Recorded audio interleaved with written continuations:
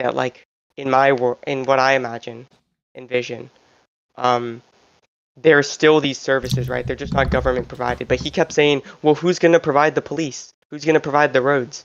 And I had to literally explain to him like fucking 5 trillion times that like I'm not just saying there's KingSithis not is going to now fucking live be streaming anything. World of Warcraft.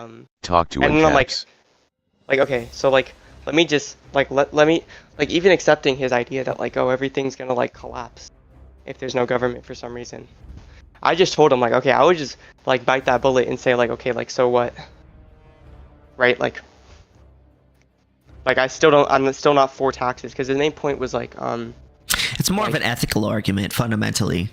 yeah, well, I mean that's just what I was saying. And so when he kept saying, well, what about you do? He's like, oh, well, you do understand what taxes do. Like, what are we gonna do without taxes? And I'm like, okay, let's just imagine for some reason without taxes the world implodes, right? I'm still just gonna say like, well, I still think taxes are wrong. So like, I don't. Not really gonna convince him. Not that we think that the world would implode, but you know, we're still gonna be against taxes, even if it would. You know. Yeah, but that's an absolutely retarded take, though. Like, if you believe that the world could literally implode, and you would still hold that position, because you just said you don't care if you care about taxes more than your life ending, which is just absurd. Well, I mean, even if there is a state, the world could implode. I mean, a state could just get a bunch of nukes and then launch a bunch of nukes at each other, and then, you know, the world would implode. So believing in a state could also potentially lead to the world imploding as well. I mean, the point isn't the hypothetical. If your hypothetical is literally, this could literally be the end of humanity, and I don't care because I am holding this position regardless. Well, yeah, because I don't think it's right to violate property rights. I don't think it's okay to harm people. Right by what regard? What do you mean by what regard? Nothing is like objectively right and wrong. It is right and wrong relative to something. I mean, I don't even know. Like, I don't think it's right to violate. I mean, I would need an rights. argument. I would need an argument for that first, but also, like, even accepting that, like, you know, by our lights, then, right, by our regards, Sithis and I, like, that's like, you know, that would be our standard then, like, right? So like, I don't. Even then, like, what exactly would Oh, I think he got cut off. But anyways, yeah, I just don't like taxes. I think taxes is theft. Taxation is theft. Well, I don't think, but it is. I don't know why I just disconnected. I don't know. But anyway, what was I saying? I was just saying, like, even if you're saying you're like rejecting any sort of like objective morality, then at that point, like, it would just be, I mean, I guess you could say like just based on our values, and then, I mean, I'm not sure where you're trying to go. Yeah, we believe in the non-aggression principle, so yeah. And taxation would violate the non-aggression principle.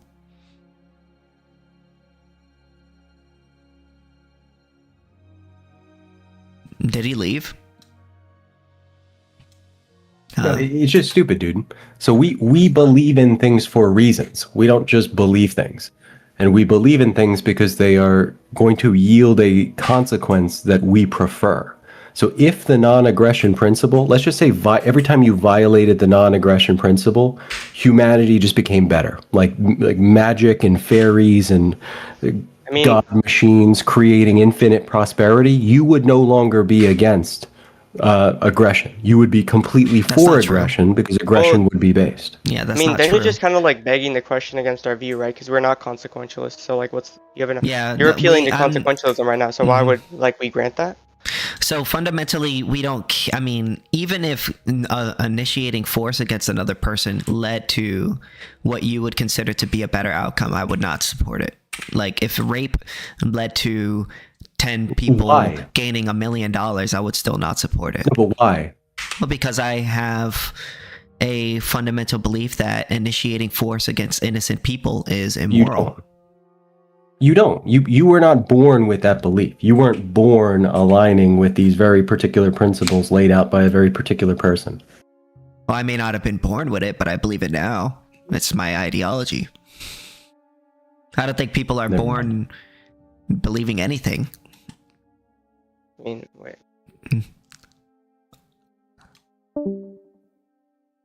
What exactly? Okay, well, I was gonna I'm not sure what his actually point present. was. I mean, I was gonna present. Okay, that's obviously a retard.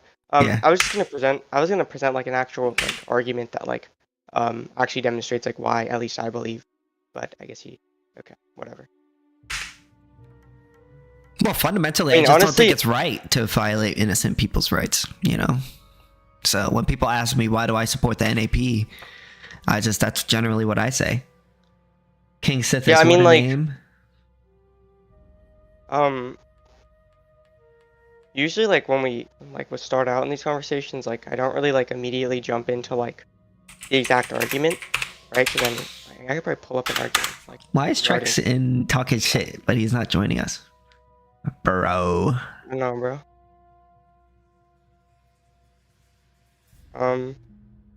So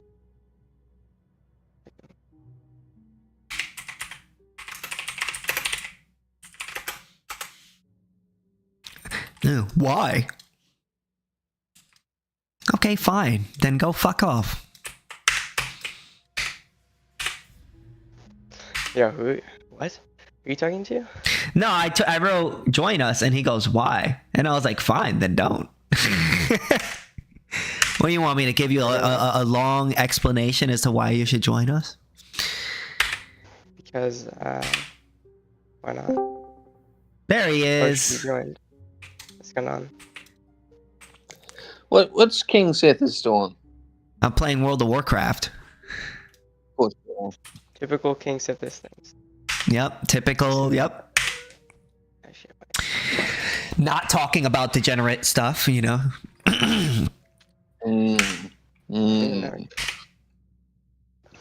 Cameron, what are you doing?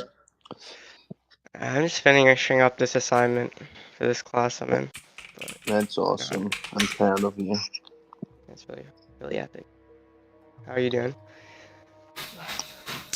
I've been going. You been up to anything? Like, what you been busy? Nothing interesting. Nothing interesting.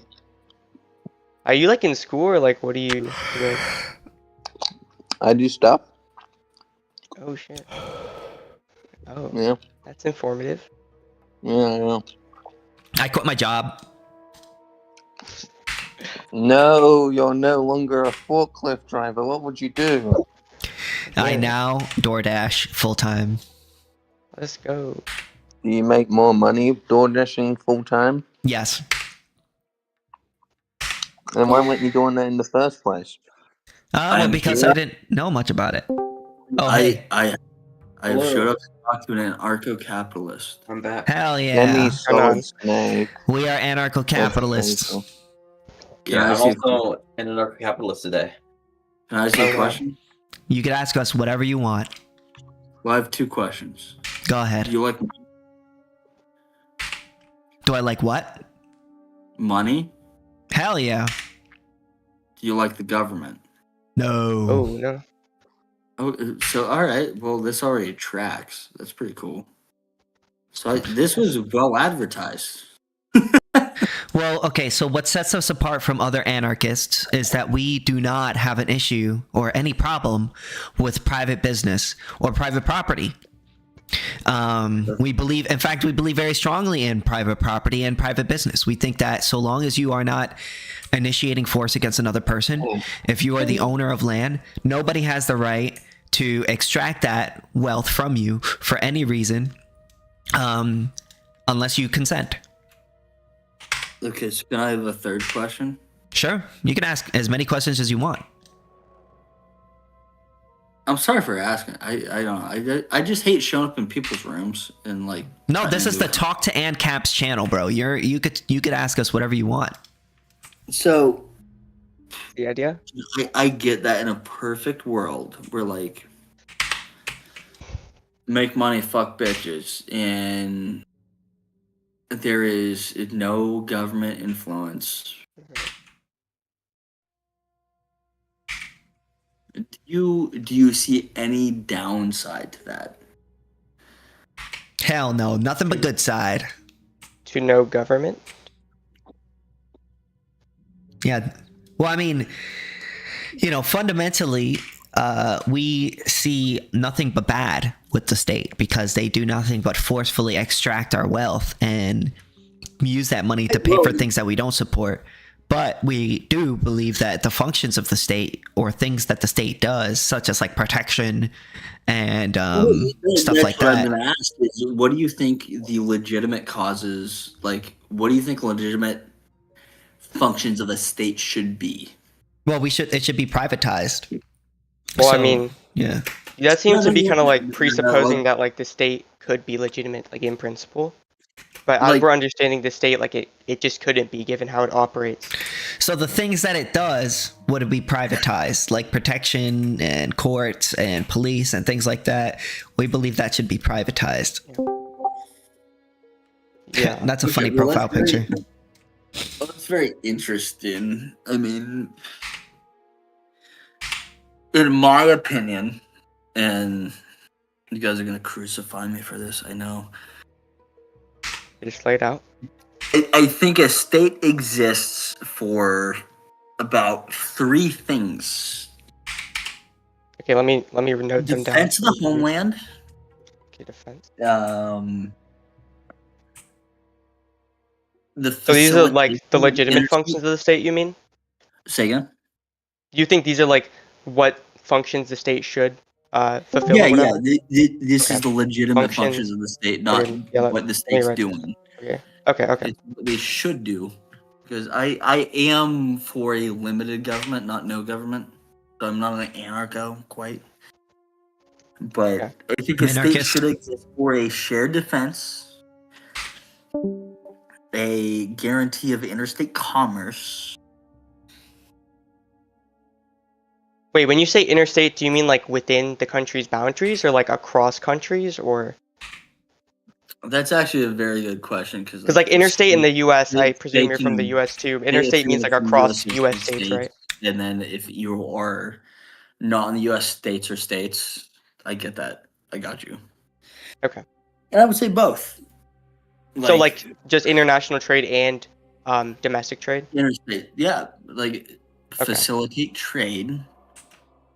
Have you been And- smoking that herb?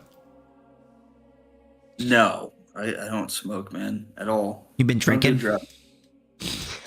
I'm just like this normally, man. Oh, okay. So- Just wondering. I'm sorry, I didn't mean to insult. I was just wondering. Continue. But that's the second. Well, I wasn't is- trying to insult. I was trying to say. Well, in as far as like commerce goes, like you have to protect commerce because you can't just with no protection, commerce is gonna get fucked, right? In my opinion. Okay, so facilitation and protection of international and domestic trade. And then the third is to punish pedophiles and murderers. Does that go for like all criminals or just like those people specifically? Or is that just like a hyperbole? What are the other kinds of criminals outside of pedophiles Like and thieves, Well, thieves and thieves, fraudsters, sex traffickers, robbers, burglars. people who violate the NAP. I'm fucking with you with it. No, like punish crime. That's Okay, punish crime, yeah, or criminals, yeah. and those are the three legitimate causes of the state, like that I perceive. Hold on, but That makes sense? Yeah, that makes sense. But like, I just want to clarify. Like, when you say criminals, like on your view, what is a crime is just dictated by the government, right? Okay, So like, do you think like a state that like, you know, like in Iran they have like Sharia law. Should they punish like people who convert from Islam to like another Christianity? Like there they have the death penalty in place, along with countries and the other countries in the Middle East such as Saudi Arabia. Should they punish those people who are deemed criminals there? 100% and 1,000% no. But Okay. should somebody be punished for raping a young girl? Should somebody be punished for? Well, I thought you believe like what is a crime is dictated by the government. So like if they say it's a crime in Iran to like be an apostate, which means to leave Islam, What? right? That's Yeah, punishable by I get what death you're there. saying, like, if the state I'm just isn't wondering, like, real- what's your standard? I No, thought your no. standard for what is criminal is like dictated by the government. So I'm just trying to clarify. Well, and you're right, right? Like, if the state is enforcing a law in some way, the criminal law has to be enforced by the state, right? So is it like punish criminals no matter what? Or excuse me, like, because you seem to be saying like, well, no, like that's bad, like what they do in Iran, like they shouldn't punish people for those what are considered crimes there, right? Like apostasy. And I think like women have to follow very strict rules there, right? It's pretty bad stuff. They do I'm right just trying to get now, clear, but like, do you like? I'm not sure then what your standard for like criminal is.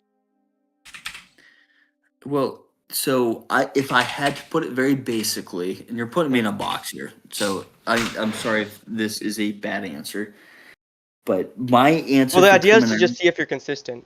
To be clear. No. My answer for criminality is: does it harm another human being? Okay, so criminals are people who like harm others, right? Is that what you said?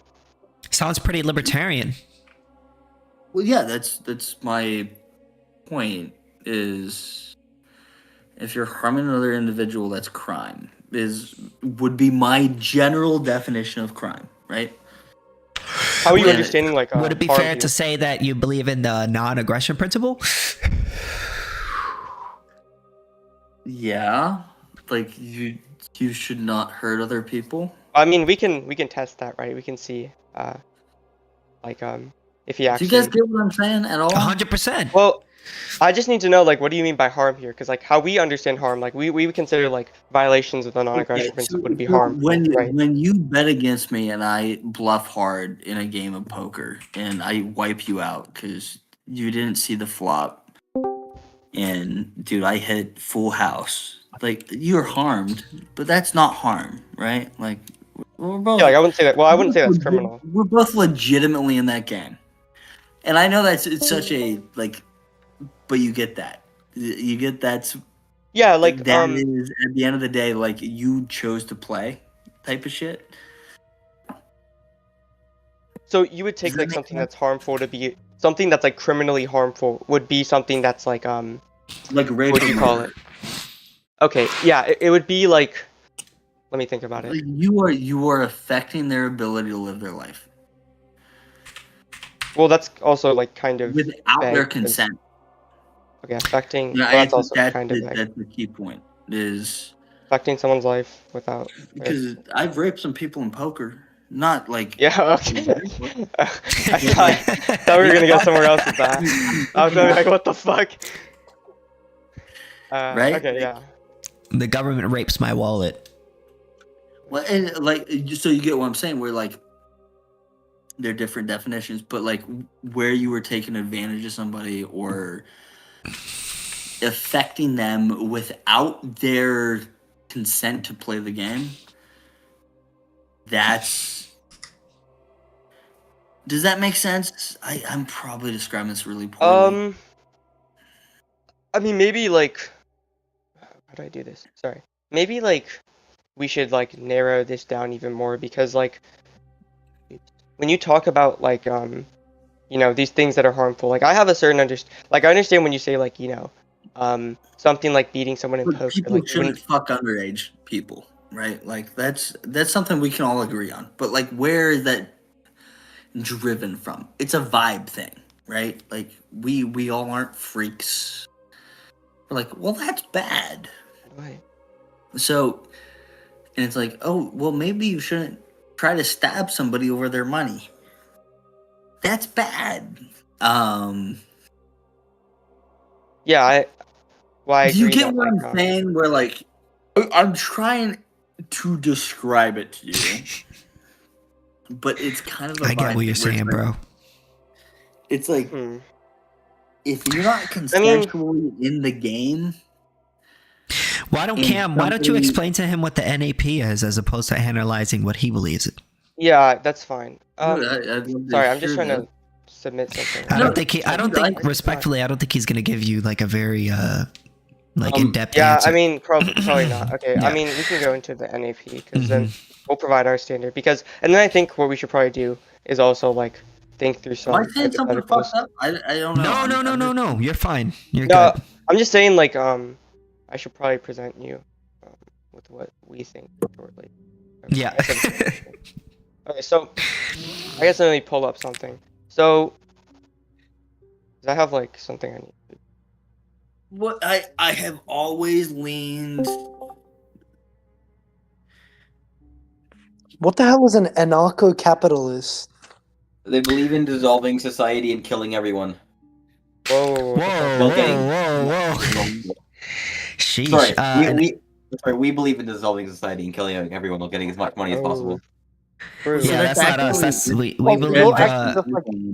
Anarcho-capitalists are people who believe in capitalism, free trade between private property owners, and we don't believe in the state. We believe that the state is a violator of property rights. So we believe in But how abolishing can the you be a state. capitalist and like simultaneously say that you Wait, reject one the at a state? time. One at a time, please. I'm trying to get to a point because I was trying to get Solid. to... Yeah, but he I mean, yeah, they he was in the middle of asking a question first. So let him ask his question, please. Yeah. How can you be a capitalist and reject the state?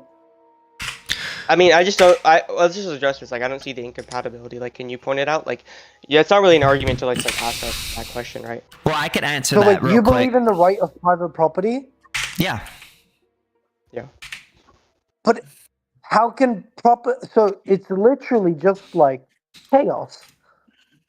Like No. it's actually just the purge. Anarchy isn't what people traditionally view it as. Is as No, chaos. but like without state, without Anarchy- regulation, without law, if there's private property ownership, No. No. No. we Anarchy believe does in not law. equal no law. Yeah, anarchy doesn't mean no law. We just don't just believe in fucking state say enforced shit, law. So, Elaborate. all right.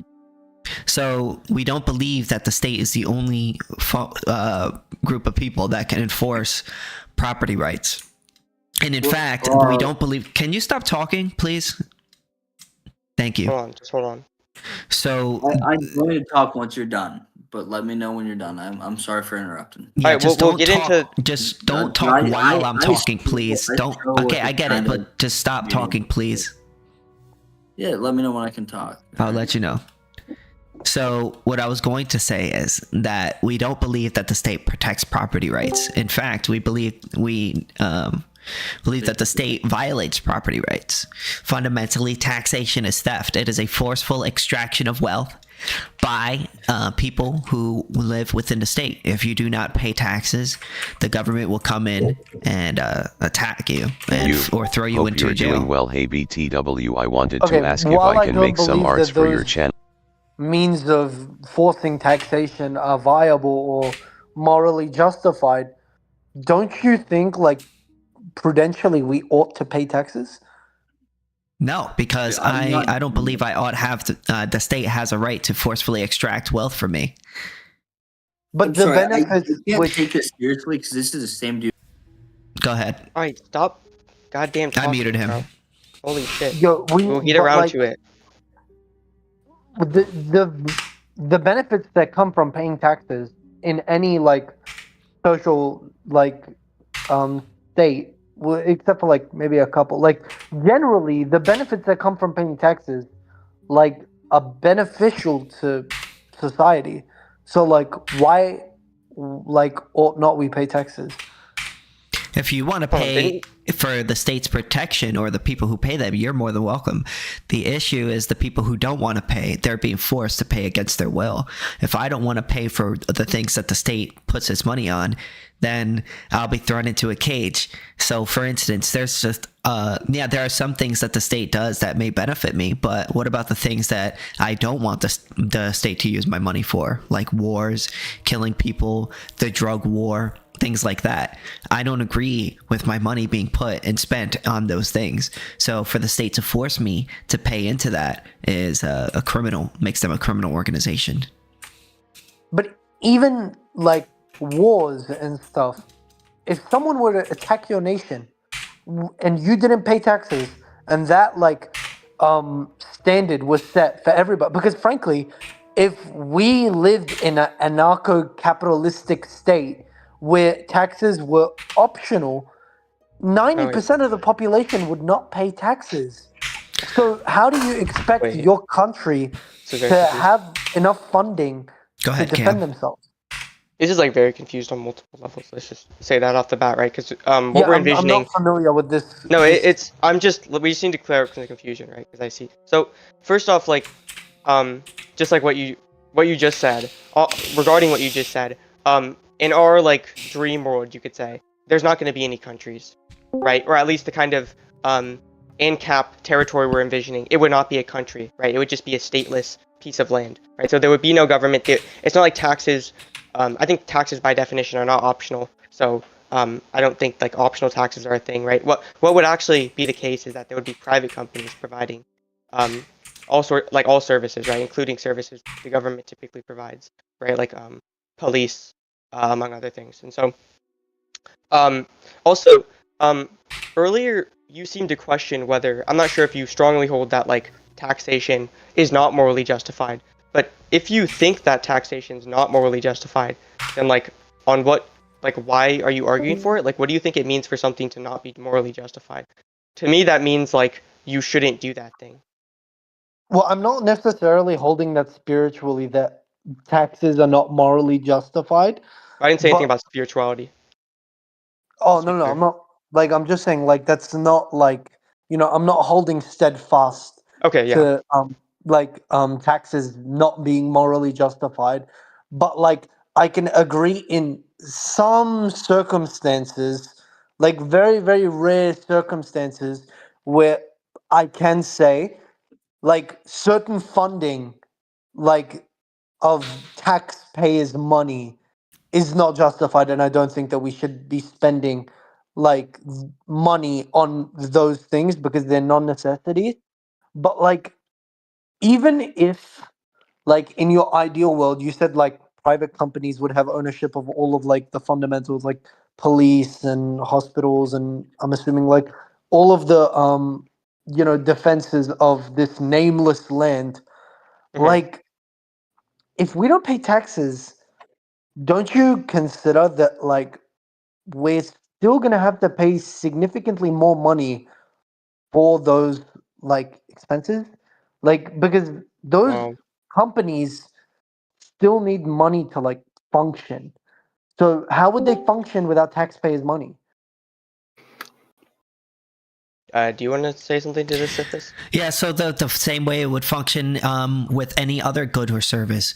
Whenever you want a good or service in the store, you don't pay for the whole business. What you do is you pay for the goods and services that you want from that business, and the business owner is the one that figures out how to allocate the scarce resources to their most efficient means, because they have the profit incentive that will incentivize them to provide the best services. Whereas with the state, they don't really have a profit incentive. They get paid regardless of whether or not they actually provide the service or don't provide the service. So a lot of the times they end up doing what they can to extract as much wealth as they can while providing the lowest amount of services to you. Because regardless of whether you're paying into it or not paying into it, or regardless of whether they're doing the job, you still have no choice but to pay into it. So we're trying to provide, replace all the functions of the state and all the things that the state does in terms of like protection that doesn't initiate force, in terms of like protection, courts, and law, whatever. We believe that those functions should be allocated to the free market. There should be competition between private insurance firms who would provide insurance over the goods and services, like over your private property, whether it be your body or the services or goods that you own, whether it be your house, your car, whatever it be. Okay, there's a couple of parts there, but one primary question I have: do you like in this ideal world, is the judicial system falling under the same private ownership, like private company ownership? No, there would be competition. There would be competition. Sorry? There would be competition. Like how so? Can you elaborate a little bit? So basically, there would be insurance firms that you would subscribe to, basically like car insurance, that whenever your car gets damaged or somebody else destroys it or damages it, they pull from the pool of money that people pay into in order to basically give you the money to get a new car or replace your car. And that can also extend to all goods and services such as your body, as well as your house or any other good that you own. And you could subscribe to an insurance company, and if there's a dispute between you and another person, and you don't like what their arbitrator or that business, you don't like the accusation that they're levying against you, you can ask the company on your behalf to go to a third-party arbitration company, and then the two companies would basically agree to go to the third-party arbitration company, which will then overlook the case and then make a decision based on the evidence, and then whatever decision they make would be followed by both companies, and whichever companies laws or rules that you like, or their how much they charge you like the most, you can choose, basically, as opposed to being forced to pay into one monopolistic mafia style system like the state. Okay, two primary questions. Firstly, and you answer both of these, but like I'll ask them at the same time, and then you answer them, and then like I think I'm done. I'm gonna go to church. Firstly, Praise the Lord. this whole like pool of money that they're taking out of to fix your car or your house or whatever happened, how does that differ from taxes, other than the fact that it's just broader like private ownership? And secondly, like, and I may be completely ignorant on this because I've just never heard of this concept before. Excuse me. But don't you find it like sort of arbitrary that a private company with like obviously no judicial system that's formalized in the same sense and no judicial standard would be judging a moral like case based on their like terms and conditions and their policies and how they apply to, like, they would need to have like the same respective standards that a lawyer and a judge would in order to make a morally justified like conclusion to a case, because there's a lot of moral gray ground in like the judicial system now. So how would you be able to like accurately be able to say I trust this insurance company enough to align what's best in my interests with their terms and conditions? Well, it'll be a lot more easier to do it than the state, because with the state, it's a monopoly and you have no choice. So regardless of whether they do a good job or a bad job, you're forced to pay them. Whereas with multiple private competing companies, yeah, you may not have all the information to make the best decision when you first buy something, but you at least are able to make that decision, which then, and the fact that you're able to make that decision basically shifts the incentives for that company to basically provide you the best service, because if you don't like their service, you can move somewhere else. And we always have things like reviews and tons of other resources like the internet to figure out and research whether or not a company is giving you a good deal or a bad deal. And to answer the first question, what makes it different from, say, like a state? Well, the first major difference is that with a private company, you don't have to buy their services. If you don't like the insurance companies protecting you, you can just say, hey, I don't want to protect yourself. I don't want their protection.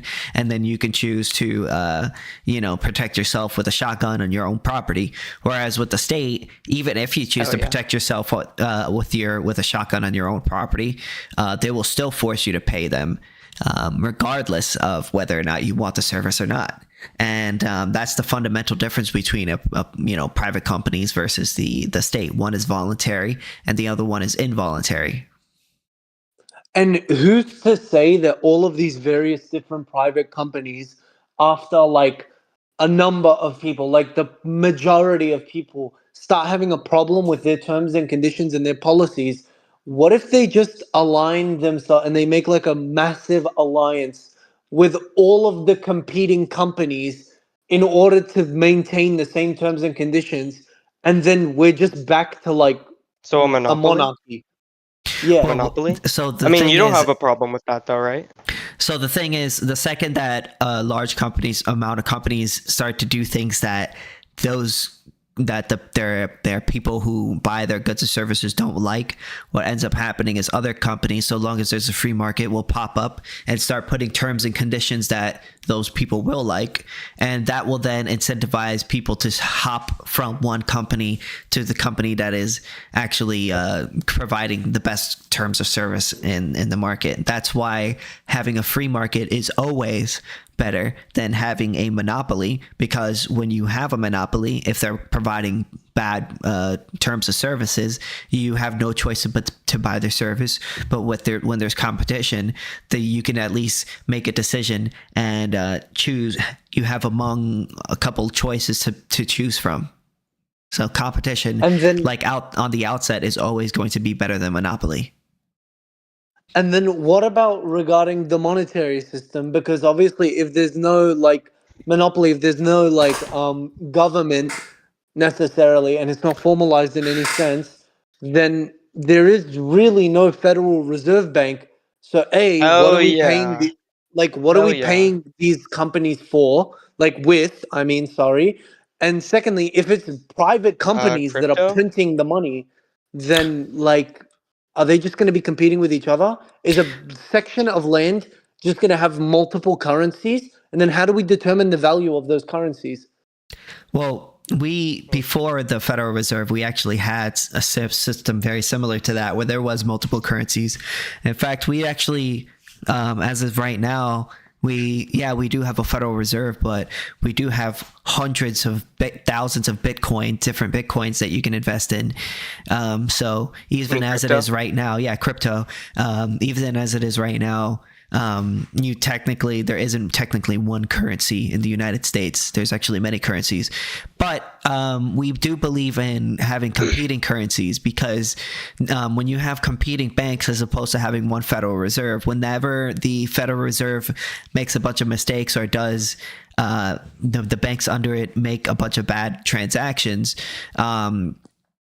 where there's competing firms, like the only people who get screwed are the people who invested in that firm or put their money into that firm. But when you have like one monopoly on the money supply, which is what the state is, whenever the state like makes a bunch of bad decisions with the money, it affects every single person within that country, and that has much more devastating effects than, say, one or two bank runs in a country, because especially if there's if there's more competing banks within, the more competition that there is in the banking system, the less likely there is to be bank runs, and the less likely it is to affect your average person, because the only people who will be affected are the people who are in that bank, or as opposed to the Federal Reserve. If that bank goes bust, well, then everyone's fucked.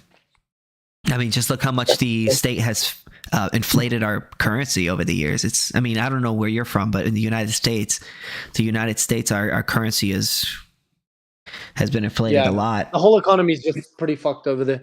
Yeah. Like your economy, your healthcare, your president. I mean, Well, a lot. There's a lot wrong with America. Any healthcare problems, I think, can be attributed to the government. Yeah. At least by and large. Oh yeah, 100%. But also, But, like, what? I think it's more so just because like Trump is just like Satan incarnate. Like, it's not really like a comment on the social structure, but rather the person in charge of the social structure. But like, one like final just like question that I have, like, are I you have one guys before you go, also for you, just so you know. I just want to ask you real quick. It won't take very long, if you don't mind. are you guys religious? No. Oh, ironically enough, that you bring Personally, no. ironic that you bring it up, but no. Okay. But you could be religious in an ANCAP. Like, there are plenty of ANCAP religious people. Yeah, I know. I frankly, I'm not like this whole concept is like, I don't know much about it, but like, frankly, it's sort of like initial impressions. It seems impractical and it seems very dystopian. Like, I don't see this ever being put into practice. Well, like, funny it's you bring sort up- of there's like a something communism, close to like, this being put in practice, right? There are what we call economic freedom zones, right, in a lot of countries. And when you look at a lot of these countries that have these economic freedom zones, where what they do is they get rid of a ton of regulations, they lower the taxes a bunch, and they make it easier for people to invest in there. What ends up happening is those areas end up like making a shit ton of money, and and then the rest of the country ends up adopting a large portion of those things. I mean, just look at Hong Kong in comparison to the rest of China. I mean, their economy is almost larger than, in terms of like dollar amount, GDP is actually larger than China and certain than certain Chinese cities of equivalent size. You know what I'm saying? Or areas. And it's, you know, the reason why that is because the less regulation you have, the less taxation you have, the less oversight you have, the more easier it is for people to trade with each other. The easier it is for people to trade with each other, the more wealth they generate. And that's just, I mean, that's just how it is. I feel like there's like some underlying tragic repercussions to all these propositions that I'm just missing. But Just it's look up definitely economic food for freedom thought. zones and look how awesome they are. I mean, there's one in Honduras right now. They call it Prospera. And the person who runs it, he's an anarcho-capitalist. I mean, it's not fully ANCAP. Like, they still have to pay taxes and stuff like that. But it's what they call an economic freedom zone, where they allow the companies there to essentially set their own regulation and their own, and pay very minimal taxes. Let's go. Okay. I'll look into it. It's the ComCom. What do you want to ask? Yeah, so I mean, you just asked if we were religious, which kind of ironic because I was going to ask you. You mentioned earlier you're going to church, right? Are you a Christian? Yeah, Christian Catholic. So you know how in the Bible it says, "Thou shalt not steal." Yeah. So do you not think taxation's theft? I mean, no. What do you think? What do you think makes an action theft? Well, it's taken without your knowing, or like, oh, I don't think without your knowing. No, that's really dumb. Like, I think it's just like Without your consent?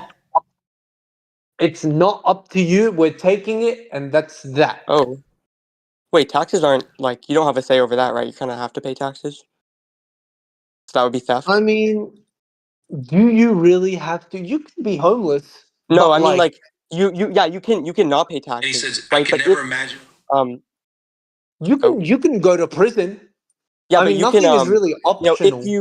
if you like make money, or you make money and then you have to pay some amount of taxes to the government, right, wherever you live. If you don't pay, right, you're gonna be thrown in jail or get in trouble or something, right? So there's repercussions if you don't pay, right? And you don't really have a say over it, right? You kind of have to, or if do things that make it such that you have to pay the government taxes, like if you work a job or you're trying to buy some product, right, maybe you have to pay sales tax. Like you're not consenting to that, right? Like it's kind of just forced upon you. I guess. But wait, So can is I it, ask hold you? on, Are is it you that, hold putting on, is this it, into hold on, is it, practice? hold on. Okay, so you concede that it's theft, right? By your own by your own definition. I'm not. I'm not Hold on, conceding so to the that. Bible says thou Like, shalt not steal, right? So I'm taxation not is wrong by the conceding to Bible. that For the idea. Bible, God commanded that we shall not steal, right? Do you agree with that? Sure. And taxation is theft, right? So it's stealing. Yeah, but You like we've conceded to never that? said the government is perfect either. We know the government No, is no, like no. But really corrupt and hold on. like. But God said don't steal, right? But the government steals when it taxes, right? So government Okay, shouldn't put steal it this per way. God, per God's Okay, let me word. ask you this. Let Hold on, me That's like per give God's you God's an word, word. government shall allegory. not Straight tax. from the Bible. Let me give you an allegory.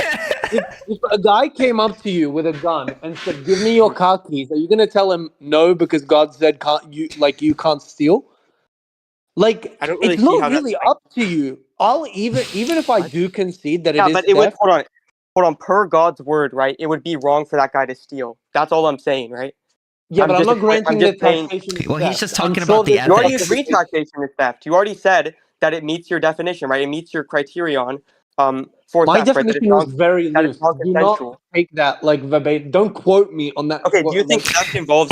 Do you think whether something is theft depends on whether the person who's being the possible victim is being uh having something taken from them without consent? I mean, or the excuse me, the standard would be whether it's consensual. Like, do you think that works for theft or no?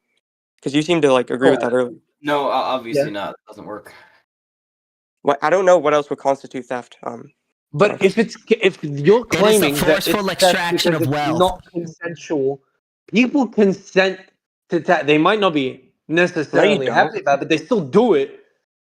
Hold on, just because someone does, if the mafia extorts you, right, and says you better pay us, and we'll protect your business, right? The Italian mob tells you, we're gonna protect your business, but you got to pay us, and if you don't pay us, we're gonna beat you or destroy your shop, right? That's not consensual, right? That's coerced, right? You giving up the money in that case, But right? is Right? That's not coercion the consensual. same That's as not theft? consensual, huh? Is coercion the same as theft, or like is all I mean, I think coercion coercion is theft? involved in theft, right? How I'm understanding coercion, I because you're suppose. you're threatening someone like. You do have a You're point. threatening them, right? You're saying I'm gonna like hurt you. I'm gonna take from you. I'm gonna hurt people you care about, maybe, right? If you don't do something for me, give me something, right? Yeah. Yeah, and I'm just saying, like with the mafia, right? That's obviously like extortion. That's theft. And I think the government does the same thing, except like it's considered legitimate. Yeah. Right? Cool. But like, yeah, there's got to be like a syllogism for this somewhere. I just haven't found it. I mean, never discussed politics. Syllogism for Never what? How discussed taxation theology is and not theft? metaphysics. Huh? I have a syllogism for why taxation is theft. I think actually. Hold on. Okay, wait, send it to me. I want to see that. But don't expect like Wait, is a that who I debunk think it is? premises now. Just send it to me, and then I'll take a screenshot of it, and then I'll show Is it to that someone smarter. is that who I think that is? Who? Anti-positivist. Wait, what? What'd you say? Not you. Don't worry. Oh, bro, he's been in here forever. I feel like I recognize his profile picture, but I don't know if I've spoken with him before. All right, guys, I'm gonna stay on the call, but you guys are gonna be in the car with me because I actually have to get to church now. So like, Hold on. Wait. Let me just look at this. What I have real quick. yeah, take your time. Just send me the syllogism I whenever have you're it, but ready. I kind of want to like amend it because I think it could be. I want to change it. Bro, send me join back. Oh, I'll unmute him only because not you, him. There we go. Yeah, you guys unmuted me finally. Thank you. Godspeed. How kind and I have a few questions for you, KingSithis, and potentially the other AnCap.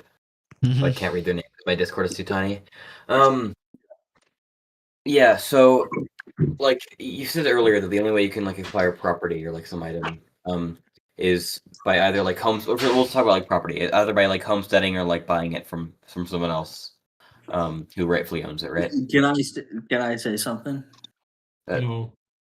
Well, he's The kind of in the only way middle. you can actually Yeah, obtain dude, why do you property ask is to say by- something right in the middle of him asking a question? That's why I muted you. You know that, right? You should mute him again, actually. Yeah, honestly. Go ahead, bro. Bro, Yeah. So glory.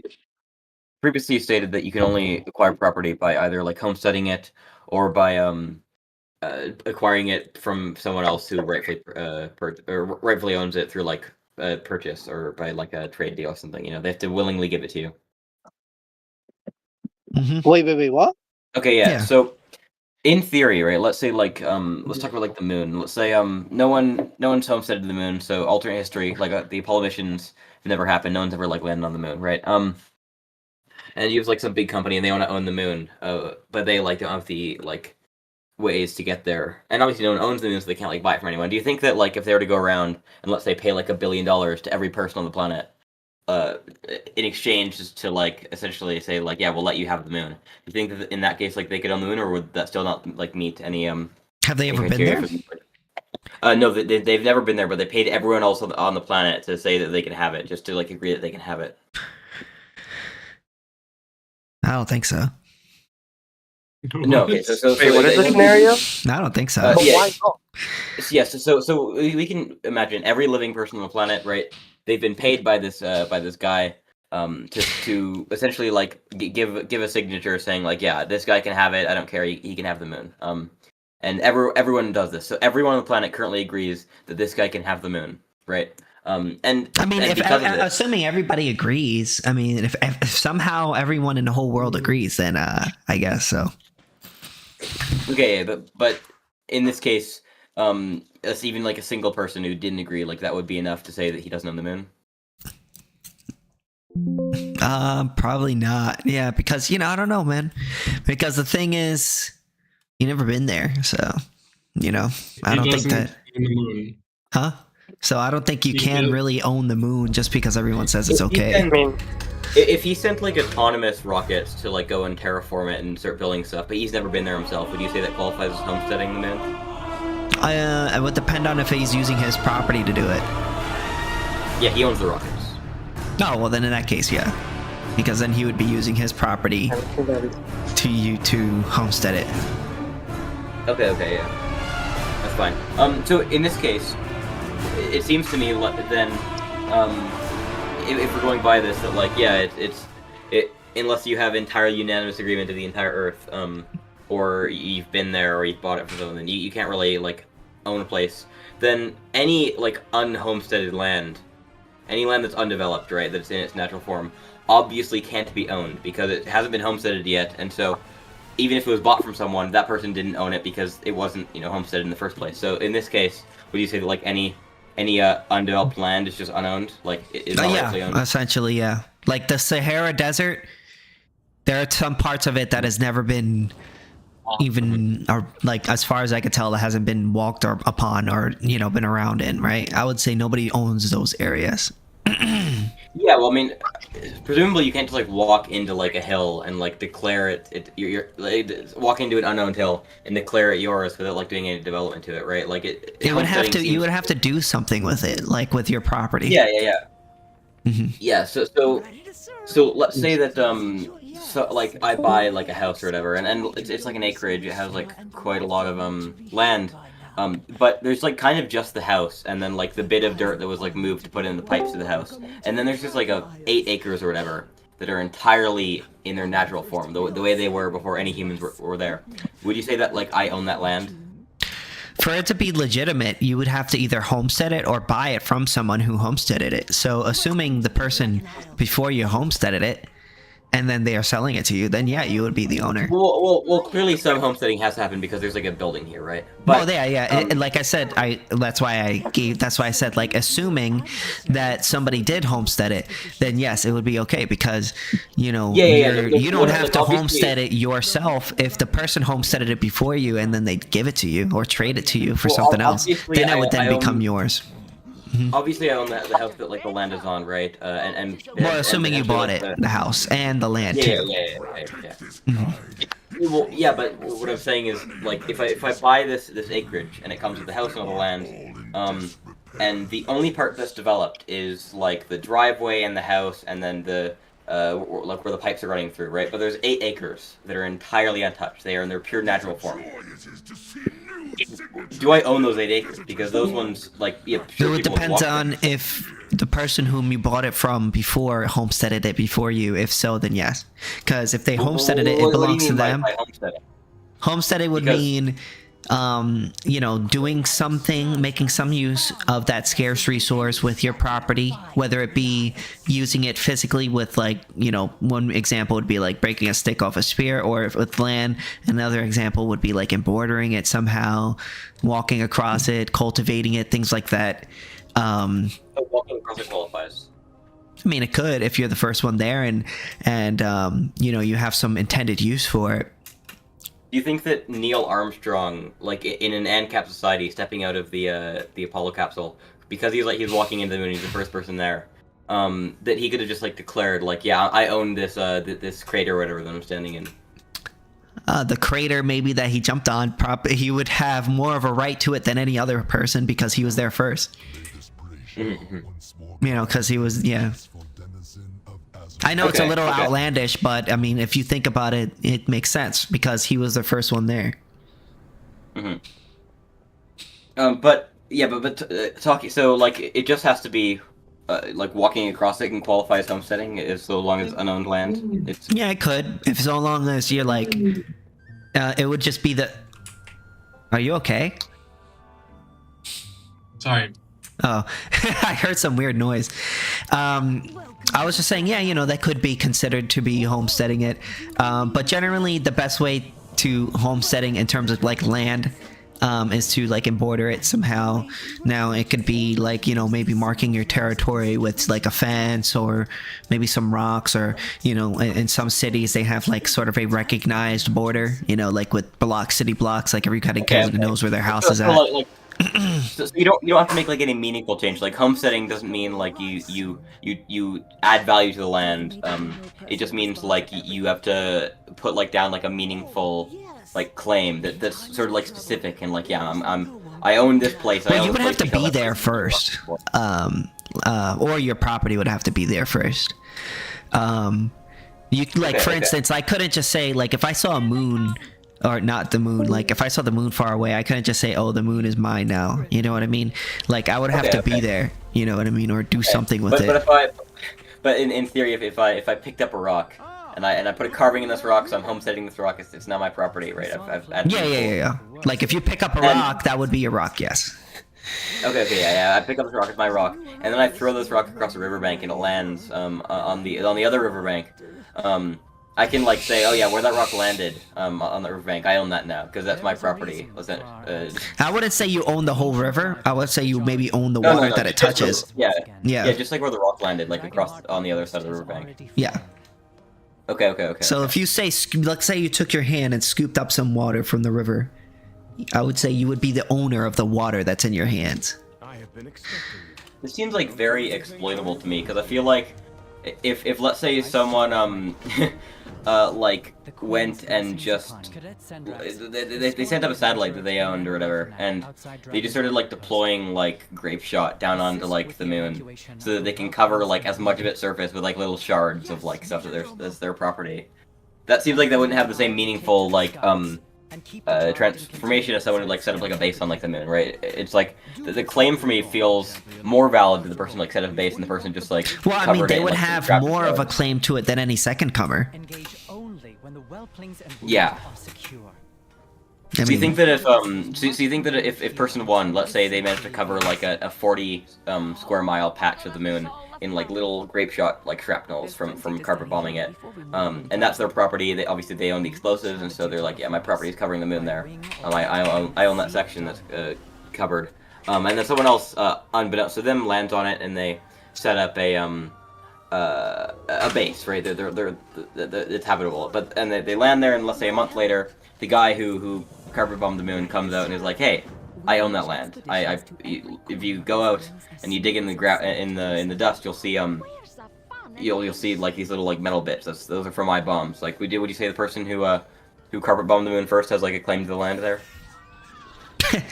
Assuming he doesn't damage anyone else's property in the process, yeah. Well, the moon was previously unowned, yeah. Yeah. I mean, like if you if you got to the moon first, and I mean, you're allowed to destroy it. That's your moon, part of the moon. Mm-hmm. You know, owning something also means having the right to destroy it too. Okay. That's all well and good. Okay, so yeah, no, I was just getting clarification like what counts as homesteading. Sure. Okay, but there's this one guy. His name is Liquid Zulu. He has a really, really good course. I could send it to you. That goes over all this too. That goes like super good detail. Yeah, sure. So in the case where I buy like a super big plot of land, and people like, yeah, maybe they've walked over there, but they didn't walk over there with like the intention of claiming it, and they haven't like set up like borders or whatever. It's like it's entirely untouched. It's in its natural form. That land that like comes along with like the house I'm buying, that land like couldn't be owned by me because it wasn't like reasonably homesteaded ever before. I'm sorry. What was the question? My brain. Yeah. So I'm buying like a large property, and I get a house, and you know my land comes with it. But a section of that land, quite a large section actually, is entirely untouched. Like maybe people have walked there before, but they didn't like walk there with like intention to claiming of claiming it. And there wasn't like any border set up. It's like it's entirely undeveloped. It's in its pure natural form. Mm-hmm. So we might want to say that like, yeah, clearly no one has like reasonably homesteaded this. Which means that this land like would be unowned. So that land that came in like the deal for the house that I bought, like I wouldn't own that land until like I went out there and like homesteaded it. Maybe set up like some pebbles around the border. Yeah, you would need to homestead it first because you can't have a claim over land you never touched or never homesteaded, because then if that person who is there or first would have more of a claim to it than you. So you could I could go up to a guy and sell him the moon. Like I'm buying like a regular, like this is a regular deal for like an acreage. So it's but a section for that purchase to be legitimate, the person who's selling it to you would have to homestead it first. Yeah, well, I mean, there's like a house on this, right? So like there's a house on the land. You would own what was homesteaded and what would you purchase from it. Okay, yeah, but you're saying like he doesn't have the right to sell the rest of the land that's like right next to the house that's like entirely natural and like hasn't been homesteaded yet. No, I mean unless he homesteads it himself. Okay. Mm-hmm. Because you can't just I know I used a moon example. Like you can't just be like, oh, the moon over there. I bought a house that is close to the moon. Right now, it's like as close to me above our house, as possible. So now I own that section of the moon that is closest to me. Which is like, well, no, you've never been there. And you said like bordering, like making a border around some section of land that like can qualify as homesteading. So so long as it's with your property or you're there, potentially even like walking in like a rectangle around a section and like dragging your foot in the dirt to create like a line that would like qualify as like you're claiming that land, so long as it's unowned before you, right? Yeah, you would have more of a claim to it than any second comer. Yeah. So this just seems like very anti-positive. All this sound good to you, or are you not really listening? Yeah. You're not really listening? No. Oh, okay, got you. Hardly. That's okay. Well, he's an ANCAP too. That's why I was asking. But the other yeah, but I can move away from homesteading. The other question is, do you think that there's like a scenario where, let's say, some person is doing some action upon some other person, so there's going to be like a committer of the act, and there's going to be like a recipient of the act, and the action is normally like not permitted. So let's say it's like this person shooting, like person one shooting person two, or stabbing them or something like that. They're doing something that would normally be considered like an unjustified thing. But obviously there's scenarios where this could be justified. For example, if person one is attacking person two, then person two can shoot person one, right? Obviously. So certain things like this. So the question is, do you think that it's possible for there to be like a scenario where everything can be identical about like the recipient of the act, right? Like nothing's different about them, but the determiner of if the aggressor or whatever, maybe not the aggressor, but the actor, if they're justified, is going to be like entirely outside of the recipient. So I'll give you like an example because I'm kind of waffling, but there's like a person's walking up to someone else, and person one's walking up, and then person two sees person one, and let's say that they just like shoot them, right? This is like the unjustified scenario. Mm-hmm. Do you think there's a possible scenario where nothing changes about person one? They walk up in the exact same way. Their knowledge of the situation is the exact same, but just due to outside conditions, person two is justified in shooting them instead of like unjustified. Whoever initiated the force first. Yeah, whoever initiated the force first would be at fault. Well, we're asking if it's like justified, because like obviously you can shoot someone first if they're like trespassing on your property, right? That's like.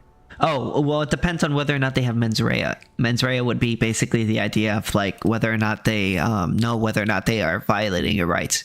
If they don't know they're violating your rights, then you can't just shoot them. Cool. Wait, hold on. Cool. Could you repeat the hypothetical? Well, he's saying it. Yeah. Go ahead. So we're imagining like person one has like no knowledge that would be relevant to this, right? They like know like about things, but they don't know that they're violating your rights, right? So they're innocent knowledge, and they're just like walking into like a place, and then they're suddenly shot by person two. The question is, normally this would be like unjustified. Are there any changes to the situation outside of person one, like not changing, like their knowledge stays the same and their behavior stays the same, that makes them being shot justified and not unjustified? No. No. So long as Mens rea Yeah. is completely irrelevant to exclusion. Yeah. So long as person one stays entirely innocent, they don't have any knowledge about what they're doing, or their actions do not change in any way. There's going to be no reason to shoot them or whatever, and shooting them will always be unjustified.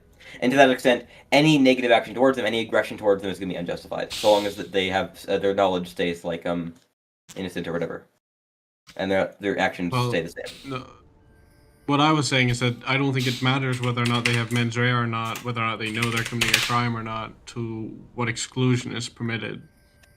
Oh, so what do you mean? Well, the gentlest means principle, which is what we're operating under when it comes to exclusion, is that the owner of the property can use the gentlest means to exclude the person from the property in question. It doesn't really matter if he has mens rea or not to apply that. Well, the question is there any scenario where you can change nothing about the person who's the recipient of the action, and have the action become justified, right? Yeah. So like, in theory, it doesn't have to be like person one shooting person two, but like any action that would normally be considered like an aggression, is there something that can make it like not an aggression, or rather like not unjustified, without changing anything about the state of person one? Well, it could be the case that, let's say, person one had like a gun and he was like he was looking to shoot someone, right? Then you could shoot him, and there's no aggression in doing that. Yeah, but we're saying we're not changing anything on person one. So person one, their knowledge stays the same, their behavior stays the same. So they're not acting aggressively, but they don't have any knowledge about like something that might make their intent malicious. There are something that could change, and that is what the means are, right? What are the gentlest means? So let's just put us up in the sky instead, and he's trespassing on a plane. And my only means to exclude him from the plane is to literally kick him off so he falls to his death, right? That's justified. Mm-hmm. Even if he has no knowledge or intention to trespass on the plane. Correct. Okay. So let's say that this person was kidnapped by someone and put on the plane. You can still throw him up. We're still justified in throwing this person out of the plane. Mm-hmm. That's interesting. KingSithis, would you agree? Yeah. Whatever he says, I agree with. Okay, so you agree in pushing innocent people out of planes? Well, they're not innocent, right? Well, yeah, they would be. Are they? Yeah, they were kidnapped, put on this plane. They have no knowledge of trespassing. They have no ability. It's an evictionist analogy. So fundamentally, like, whether or not they're innocent or guilty is irrelevant to whether or not you have the right to exclude them from your property, right? So, like, it's the same thing with, like, children. Children is a great. I was trying to think of a different example, but I don't know. I feel like this is just a really good one. So with children, like, you know, a child is inside of you, right? And a child is innocent, right? They haven't really violated anyone's rights, but we would say the mother still has the right to evict that child, and in other words, take the child out of them, because that's their body, you know. And that's just how, you know, it may be a little fucked, but what it is, what it is. Yeah. So if someone, so again, the scenario is you own a plane. Someone is knocked out, kidnapped, and secretly put on your plane without your knowing. You take off, and you're 1,000 feet in the air, and this person wakes up, and then they're on your plane now, and presumably you have the right to kick them off your plane. You have the desire for them to be off your plane. Even though those persons like innocent and not on your plane like by any intentional reason. Consecrated blade. Oh, that's a passive. Oh, sorry. Continue. I was talking to myself. You'd say that you're still justified in pushing them off your plane to their death, even though they're like innocent. I mean, yeah, because fundamentally, it's your plane, so you don't have to have somebody on your plane, even if they haven't really done anything wrong. Okay. So in this case, you would also have the ability to say like, oh, I want to have $100,000 from your bank account right now, or I will take you off your plane. Right? It would be within your rights to do that. Yes. Okay. This just seems to meet the definition of of theft that Cameron gave in his syllogism. If property is taken from an innocent person without consent, presumably he's not going to consent, right, without the threat. Wait, is it you're not taking the property, are you? You're just saying if you don't give me property, I'm going to kick you out. It's not the same. Well, presumably that's what the government does. If you don't give me property, then I will put you in prison. Well, the state. Oh, here's the difference. The state is not the owner of the land. You're the owner of the plane. Okay, yeah. So it's so the only distinction between whether or not something is theft is in this case it's not the consent, right? You're still they still lack consent, right? You're still having. It's whether you're the owner. Yeah. You're still forcibly extracting wealth from an innocent person. How is it consent? Consent is defined in relation to property. Yeah, so define consent then in relation to property. Permission to use property. Consent. So consent is permission to use property. Yes. Okay. So this means that you give consent to pay taxes. How? Because you're giving the government permission to use your property, which is how? By agreeing to pay the taxes every time you by going through all the processes to pay taxes. How am I agreeing? Well, presumably, you're taking actions to allow the state to use your property, right? How does action imply agreement? Okay. So, you're saying like it has to be like verbal? No, I'm not. There has to be an agreement at all. Like, there is no agreement like at all. We can, when it comes to like the threat here, right? So I'm guessing that's where you're trying to get it at, right? Here the threat is defined as if there's a threat of some initiation of conflict here, and you kicking them off your plane is simply not an initiation of conflict. However, putting someone in jail is, so thus it's not consensual. Wait, so pushing someone off your plane is an initiation, or isn't an initiation of conflict? Correct. Well, yeah, because you own the plane. The state is not the owner of the land, so they don't have any claim over it. Well, ownership comes after conflict conditions, but sure. Well, that's another way of saying it, but you know what I mean. Yeah. So if this person like then got off the plane and they just kill the person because let's say this person didn't have $500,000. Well, they didn't kill the person. The person just died because they fell off the plane. I don't think that's what he was asking. Well, no, they killed the person by pushing them off the plane, right? They intentionally killed the. Now I'm not gonna call it murder because like that would be kind of biased, but I mean I would consider it murder. But, yeah, sure, he killed him. Yeah, he killed him. He killed the person, and then like 10 years later, he finds out that the person he bought the plane from actually stole that plane, which means that it was never his plane in the first place. Would we then say like have to prosecute this guy and like send him to prison? Well, yeah, because he aggressed. Yes. He didn't have a right to push him. He didn't have a right to push him. No, he has to be the owner of it. Yeah. That's like he's basically a state at that point. No different than a state. Because he's claiming over something that doesn't belong to him. Well, it is different because in this case he's innocent. He believed truly that he did own the property. Well, right? It doesn't matter if you believe it.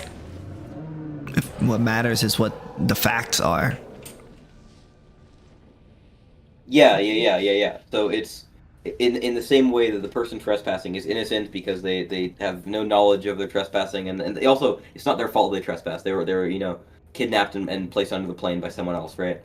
In this case, the innocent person it is justified to kill the innocent person, and then after it's also justified to lock up the innocent person because they didn't own the plane in the first place. They just run the impression that they did, right? And when I say innocent, I'm just talking about their mental states, right? Like they had no knowledge. They weren't intentionally doing wrongdoing. I mean, it really depends on who was the initiator of force. Yeah, can you define initiation of force?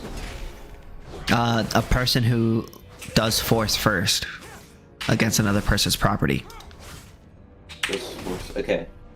And the person is their own property, so doing force against another person is the same as doing. Yeah, because your body is your property. Yes. Okay. So, initiate force first against the property. Okay, so what force against property did the person on the plane initiate? They were on it without his consent. But it's not their fault they're on it, right? They weren't the one who. Doesn't matter. It doesn't matter.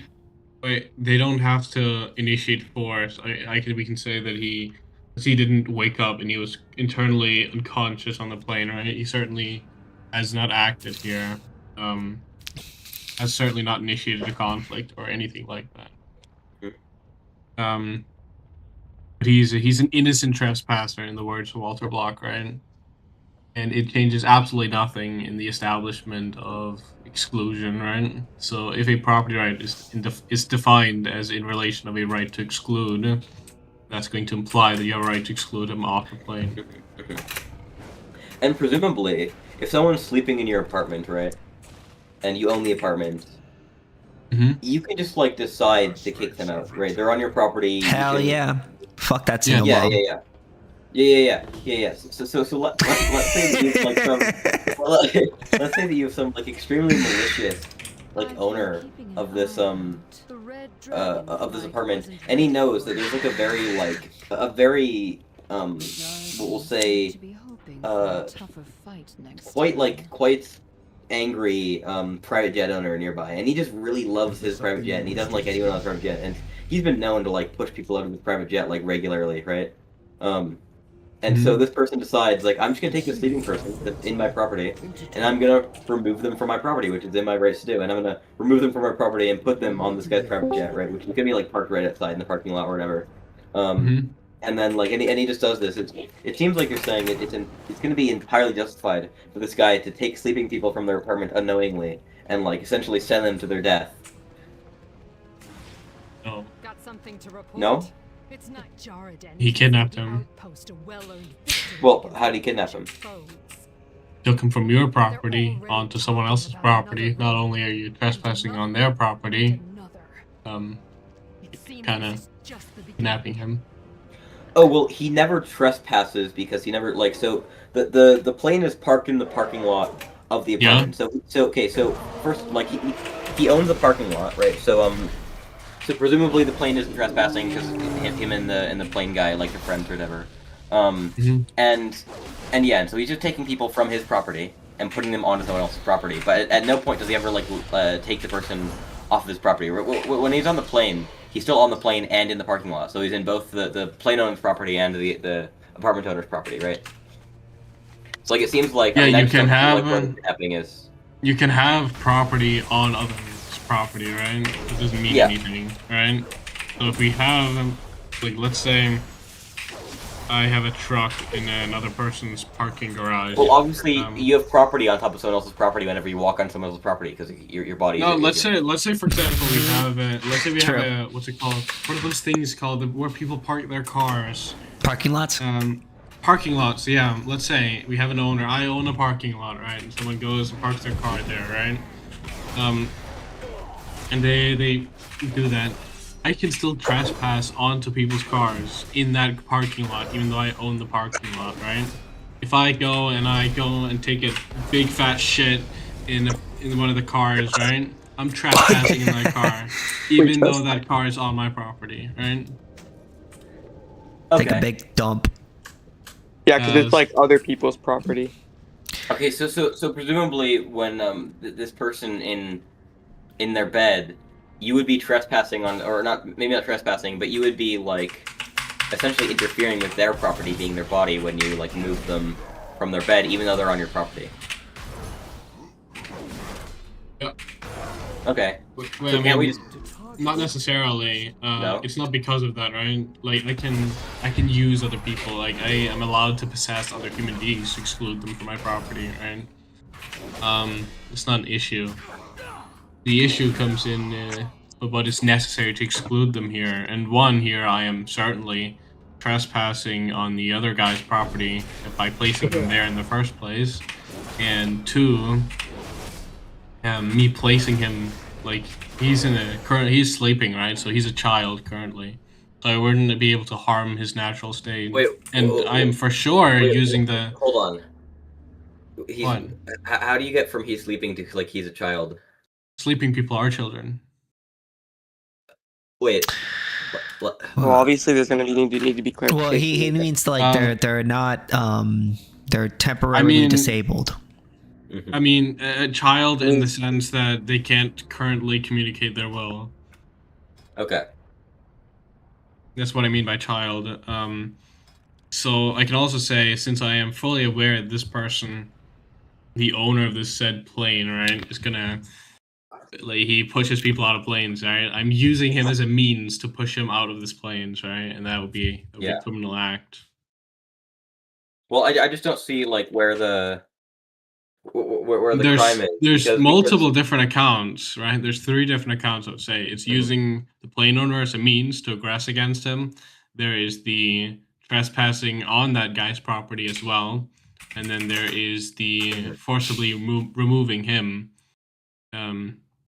without his consent that is not bound within your property rights.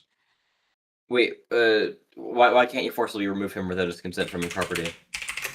You can, but you placing him onto the other guy's property is not implied by that. Okay, I mean, presumably, like you're still placing him onto your property, just like onto someone else's property on your property. We can also simplify this. We can say that that it's the plane owner and you are like actually like in a cabal to kill this guy or for whatever reason, right? And so he's currently sleeping in the bed for the property he's paying for, and then you decide, yeah, he's trespassing now. And then you take him, you put him onto the plane owner, or the plane owner's plane, and like that's fine with the plane owner. So you don't trespass on the plane. Like, is it still like criminal then? When your actions lead to him like dying? Well, it's criminal on 2 different factors here. One, if you're inviting him on the plane, he's homesteading a negative easement in the air, right? So that would imply that he's not able to kick him off the plane in this case. And 2, the person who's placing him there is still, in the praxeological sense, using him as a means to initiate a conflict over the use of his body, which constitutes aggression because there is a causal link. So what's the distinction then between the person sleeping in the bed, moving them onto the plane, and then pushing them off the plane? That's illegal, but having them wake up in the plane and then pushing them off the plane, that's not illegal. Because you invited them. You invited them onto the plane. Okay, so but like presumably you can like revoke that invitation while they're on the plane, can you not? There's easement theory in regards to this, but I can just say, for the sake of the argument, to not go into all that babble, that he's consenting to the use, which he consents to it when he invites for this moment of time. But technically wrong, but I don't want to get into easement theory. I mean, if we're saying that you can like revoke the person's right to be in your apartment at any time, even if like they paid for to stay there for like a month and it's only been like a week, you can like revoke your consent. Yeah, I'll have to get into easement theory. So basically, I can move on. A lot of this stuff is not as simple as you make it seem. So like, although you may expect a simple answer, you're not. For some of these things, it's not always as easy as like, oh well, yes, no, that you know what I mean. There's a lot of explaining. Airplane theory is very long. You have to get into donut homesteading and easement theory and how that works. So I can answer the question, but it would be easier if we could move on. Yeah. Okay. Yeah. Just a lot of explaining. That's all. That's fine. I have to think of my next contention or whatever. I've been writing some things down. I have a pick for him 1 sec. Well, we generally hang out in here, so anytime you have a question and you see us in here, you can drop in. Yeah. I've definitely found through my conversation that anarcho-capitalism is like incompatible with my moral seemings. I just yeah, I mean currently They're I'm just incompatible with my moral seemings too. That doesn't mean I'm not an anarcho-capitalist. oh Yeah. well, I mean I Yeah, just, I just kind dude. of put like higher value on my moral seemings when it comes to deciding like socioeconomic theories. I don't think anarcho-capitalism prescribes moral statements. It only prescribes immoral statements. It does not prescribe what action is moral or not. That's a separate field of philosophy. I mean, it's presumably saying it is permissible for one to push an innocent person off a plane. Well, doesn't it? If an ethic says then you can't forcefully stop someone from cheating on their partner, would that mean that it is moral to cheat on your partner? Like a possibly good action, like no. Right. So just apply that to any anarcho-capitalist claim. So you're saying that there can be like separate like moral philosophies to like consider this wrong, so it would be within anarcho-capitalism? Well, anarcho-capitalism is strictly a legal theory, right? So that's going to be a subset of ethics. So all that can really prescribe is that it is unethical to initiate conflicts, and that's the only thing it says. It doesn't say what actions are ethical. It just says that certain actions are unethical. And that is Yeah, I part of mean, crimes. if it just prescribes like what is legal and illegal, then I think that would still like rule it out for me. Like I would like to live in a world where pushing innocent people off planes is illegal. Sure. I mean, you can work around all this with contracts, right? So like, it's the kind of same thing with like, there's a shit ton of bullets. Like, if you think this is a bad bullet, you should get into the depths of it. Like you can say like with your insurance company. Wait, what is the airplane example? Like you can say, let's say. We can get into that, but like, let's say a bullet, like let's say bestiality, for example. That's a bullet. That's an easy one, right? It's not too bad. So I can have with my insurance company that on the condition I rape my dog, I sign my house to you. Basically, so I transfer my house to you on the condition that I rape my dog. So that means I could basically just be deported if I do that. That's one easy way of getting around things like that. Like, you can have enforcement of things purely through insurance contracts like that. Okay, yeah. So Cameron, the plain example is someone is like knocked out by some nefarious ne'er-do-well, and they're placed into someone else's private jet, and then the person, unbeknownst to them, they take off in their private jet, and then they discover this sleeping person, and they really don't like the sleeping person on their property, and so they decide to like push them off the plane. The question is like, is it justified to push this guy off the plane to their death? I think the question relies on, well, because then that's going to get into like what kind of force is permissible to exclude someone from your property, right? Wasn't that what was kind of being discussed earlier? Yeah. I mean, presumably the only possible way to exclude this person from your property is to get them off the plane, which is currently flying over the oceans. They're gonna fall and die. What's up, guys? Hello. I know Nice. KingSithis. I know Sith Lord Walter White. Oh my goodness. What's up, guys? What's going on? You guys know my mate, or at least I know Sith Lord Walter White knows my mate. I'm Tahani. Hello. Hi. Hello. Do you believe in natural rights, KingSithis? These eggs are our future. What? Do you believe in natural rights? Yeah. Like, I believe in the non-aggression principle. Okay, but are you a natural rights theorist? Define Just say natural. yes. Yes. Okay. So can you just, like, you take them to be like axioms, right? Yeah. I mean, I take the non-aggression principle as being true based on a bunch of is statements. I have to go.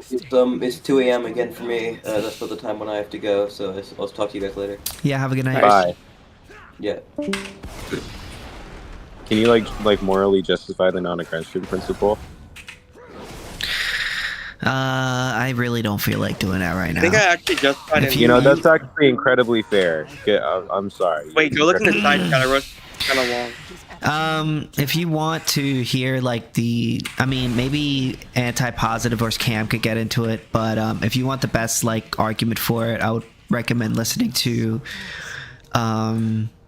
what's his name? Liquid Zulu's course. Almost forgot his name. He has a really good course. Reading it or watching it, and that's would probably be the best argumentation ethics breakdown you can come and get down. So essentially, we believe in.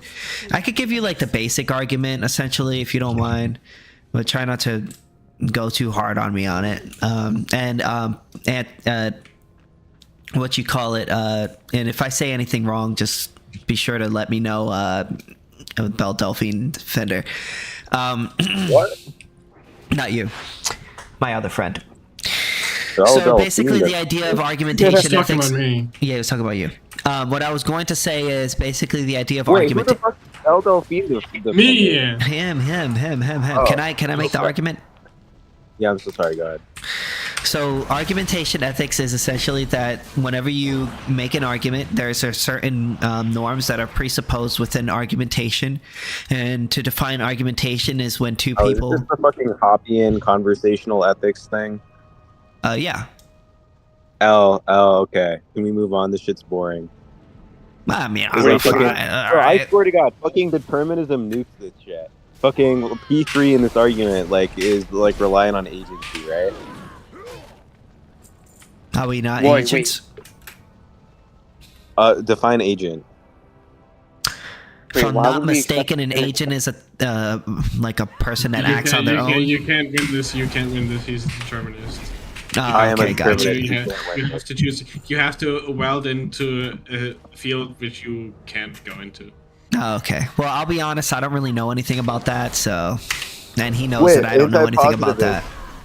Wait, I'm not trying to be a guy. I've actually had some nice conversations with you before, KingSithis. I've checked out your YouTube channel, but I don't have a problem anti-positivist- with you personally. Okay, great. Anti-positivist, do you not think causal determinism is, I guess, true? I was just giving a recommendation to this. I'm not doing determinism. But do you think that causal determinism is true? I don't have a position on this. Aw, lame. Come on. You mean that just like all effects are predetermined by like causes?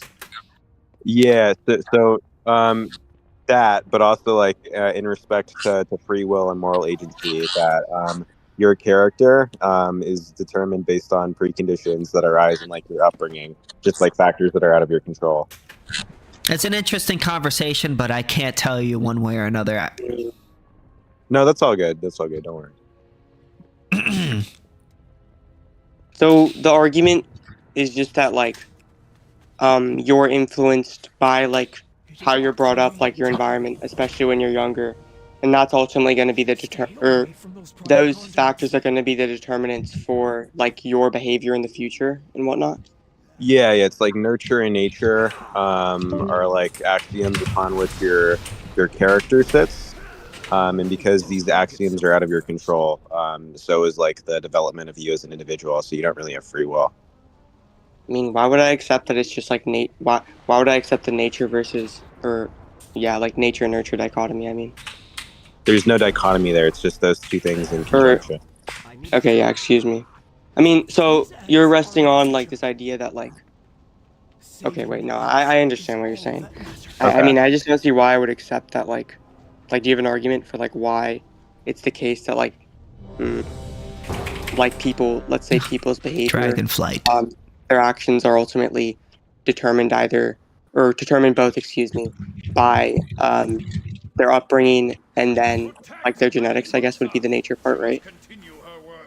Yeah, so it's just all going to be indexed to neuroscience. We can study how parts of your brain react to certain things that happen in you, especially when you're a child, since your brain is very plastic when you're a child. And because we can, study and observe how, stressful environments, for example, when you're an adolescent, act upon your prefrontal cortex in its development, and your prefrontal cortex relation with, risk tolerance and time preference mechanism.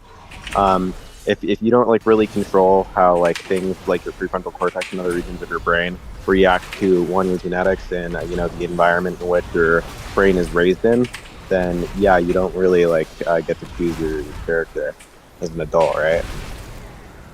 Like, you don't think people choose their actions at all? So I don't think people get to. So that's a tricky question. I think that people probably have some form of agency over their decisions, but it's like you can Wait, so are you a compatibilist? wait, or wait. you, Here, like, let me put this into. So Well, okay, this will if you're in clarify, right? Are you a wait, just really compatibilist?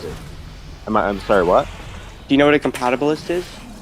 I don't. What is that? It's like someone who thinks it's actually a pretty common view in philosophy. I think it's like the idea that like determinism and free will can sort of coexist. In that it's kind of the idea is that like even if we're saying that like how your brain functions is like deterministically, right, and mechanistically, people still have some sort of authorship over their actions. They still possess some sort of agency, right? It depends on how you defend that as a compatibilist is going to be different person to person. But So that's I'm like I'm agnostic on that. I think I'm pretty hardline determinist, but I still think that you can possibly have authorship of your actions if you have a very I guess maybe a very enhanced form of metacognition. But I was gonna say that when you're making a decision, if you just imagine yourself in a white room and you have a fucking burger and a pizza in front of you and you have to eat one of them, but if you eat the pizza you're gonna get shot in the head and you're aware of this, then you're probably gonna eat the burger, right? Because I there's don't yeah, there's sure. an extrinsic factor there, pushing you to be eating the burger. And I think that these extrinsic factors that are out of our control, whether they're environmental or just because of the way our brain reacts to nurture in nature, that whenever you are engaging in a decision, you're not really freely engaging the decision, void of extrinsic factors pushing you into choosing the square peg over the circle peg. Oh, fuck. Very I mean, interesting. how do I respond to that? I mean, even in the case you presented, I understand. I think I understand what you're trying to say there, but I don't see. You would still say that. What the fuck? You would still say that. It's possible for. Well, I guess you might say biologically or neurologically. I wouldn't say I don't know. biologically. I wouldn't say biologically. You I don't think that. So no, I don't think that any organism with any biological components or essence to it can ever be ascertain a level of metacognition that would allow you to I guess what would you say earlier, be an author of your own actions. But if Yeah, you were you're able to an agent. yeah, but if you were able to engineer some sort of mechanical agent that was able to strip itself of all preconceived notions and devotions, then yeah, you'd probably have free will. Okay, so you think it's possible? Okay. I think I it's guess- possible, but not for a human, not for any organism at all. You just don't think we have high enough levels of cognition? No, I don't think we can I don't think we can necessarily ascertain metacognition that is free of extrinsic factors, right? There's people who are really metacognitive, but they can't just rewrite the way that their brain developed when they were 3, right? You'd need to be able to engineer your brain structure I think I just cut out from the for ground a few up. seconds. Sorry, what? I think I cut out. Could you repeat the last few things you said?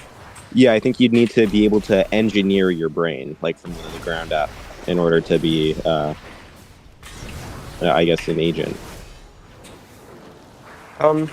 Okay, I mean, I'm not really sure how much further I want to go into this because it's kind of it's complicated, but it's kind of a long-winded, Yeah, I know. But so I guess that I'm just interested, so you're saying it's possible, right? Some sort of agency, right? Just that Yeah. doesn't humans possess it or whatever. Then imagine we had society was full of these beings that were agential, right? They had agency. Do you think argumentation Wait, ethics that did or didn't have agency? I'm sorry. would that be a good line of argumentation ethics? If you're trying to,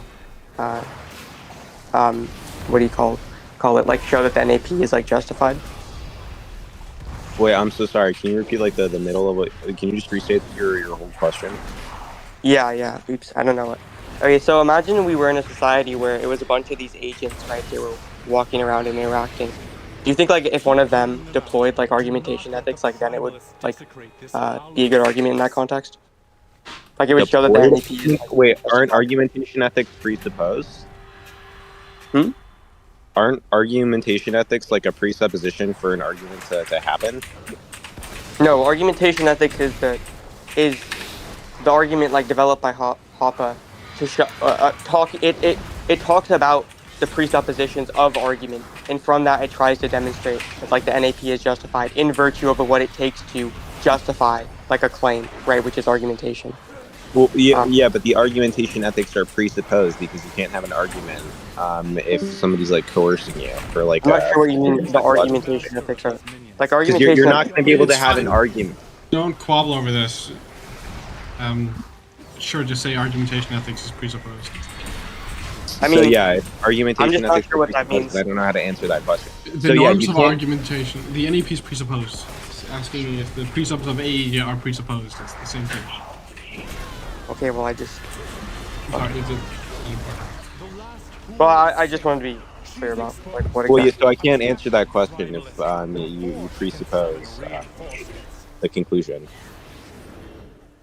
No, I'm. Wait, do you not like? Do you know that like the argument that proponents of argumentation ethics put forth? Like, do you know generally what it is? Like the. There is an argument, right? There's an argument that people who believe in argumentation ethics. The non-aggression principle can't be coherently denied by like any rational agent, since all rational justification presupposes it. Yeah, something like that. Yeah. Like that's the argument. Like, let's just imagine, like, you know, like I said, in this society, right? Like, yeah, would then presuppose. So I think Cam, what he's trying to say is that for you to ever believe in argumentation ethics, you have to presuppose that people are rational in the set. Well, in the Mises way of saying rational, that we act through our own volition. Essentially, he denies that conclusion. He denies that conclusion outright. He doesn't believe that we act through our own volition. Like it's all of our like everything that we do is like predetermined. Not predetermined, it's determined. Or you know what I'm trying to say. yeah, my bad. Yeah, but Bro, yes. Mises is so based though. Praxeology is such a fire concept. But I actually really think that praxeology is applicable in economics because of like it is like the prudential account of good. Just I think praxeology makes them, for me, it just makes the most sense to and applies to the world the most out of any other economic theory, as far as I could tell. Yeah, I agree with you 100%, but I don't think praxeology can be applied to all human action. I just think it can. I only think it can be applied to human action in the economic sense because there's profit incentives. What's non-economic human action? Yeah, that's a good question. Okay, that was retarded. I'm sorry, because there's always going to be like internal value propositions in all action, right? Mm-hmm. Yeah. Okay. Yeah. My bad. Blunder. Yeah, so like it applies to. I feel like it just applies to all. It just makes sense to me. One and two. I feel like it. I mean, it just. I don't know. It just makes sense. I can't think of any reason why someone wouldn't agree with praxeology other than the predeterminism thing. But yeah, but I don't even necessarily think that determinism is going to conflict with the idea that humans act in their own self-interest. I just think it's going to conflict with like some sort of. Well, determinism contradicts the action axiom because the action axiom is based on the means-end relationship, right? So an action is defined as using scarce means towards chosen ends, right? So that means you have to be in a state of uneasiness and you have to imagine a better state of affairs and you have to choose scarce means to achieve that end. The choose is kind of doing some heavy lifting there. Mm-hmm. See, I can't digest that all at once. You were speaking a little bit fast, but I'm just gonna like. You gotta read human action, bro. Well, I've read Theory of Money and Credit. I need to read more Mises. I've only read some economics shit. Oh, if you want to understand like praxeology, like human action is kind of like, I know it's long and it's kind of tedious, Is but that book like fucking 900 You don't pages, need bro? to read human action to understand prax. well, I mean, you don't. But I think it's probably the longest book you could like a deepest fucking book you could probably read on it. You know, I just don't have time to read fucking 900 pages of a book on. I mean, there are other books that are shorter that you can read that go into prax. Pretty good. Dude, you guys know Prax Ben? Yeah. I met him. He hates me. Oh, you met him? Mhm. That guy's based. I love Prax Ben. I don't know. I'm so torn between what like fucking your guys' you know, moral and logical frameworks and the deterministic ones. Bro, think they're Praxman, both like, I very saw him, like, intuitive. crashing out on Twitter. It was kind of cringe. He was Prax crashing out on Ben, the Praxicon. Wait, do you know... Did you guys... Wait, I don't know, like, KingSithis, did you see Prax Ben, like, crashing out on... Like, I don't remember what even I'll what be Prax honest, said. I don't really use Twitter that much, so It was- you'll it have was to, so you'll dumb, have to like, it tell was me like- like what happened. I'm pretty I got, sure like- he you told me a little bit about it, anti-positive, but Yeah, but, Praxman yeah. is a crybaby. Yeah, he's like, you like molding. Wait, who did he Hold on, crash out let me on? pull up the tweets. A lot of people. Me. Oh. You guys know Divinity? I know Yeah, I him, know him. and I met him. Wait, why do you know Vol? Who are you? Who, me? I'm fucking Joseph.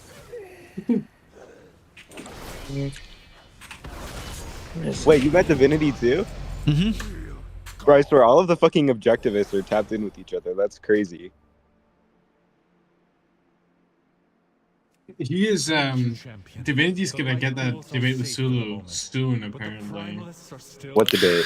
I wonder what they're gonna debate about. Divinity, either it's gonna be, I don't know what they're actually gonna debate on, but either it's gonna be on Sulu e Contrario, or it's gonna be on closed versus open objectivism, or argumentation ethics. Wait, who's he pretty sure- debating? Liquid Sulu. You know who that is? Wait, say his name one more time. I'm sorry. Liquid Sulu. No, I don't. Right. He's an anarcho-objectivist. He's one of the biggest ANCAPs on the sphere right He's now. my favorite ANCAP, other than you. Is Divinity not also an ANCAP? No, he's not. No, he's like Divinity. Divinity's a closed objectivist, so he's a minarchist on Randy and Oh, front. okay. So basically, Sulu believes that objectivism is an open system, and Divinity believes it's a closed system. What are What's the that mean? entailments? It means that the closed objectivists believe that objectivism is just the philosophy of Ayn Rand, right? It's just the beliefs that Ayn Rand held, right? But open objectivists believe that it can expand after Ayn Rand's death. Okay. Like, Ayn Rand can be wrong. On a closed system, she can't be wrong, because objectivism is the philosophy that of makes Ayn Rand. sense. Wait, ANCAP Doggo, are you a open...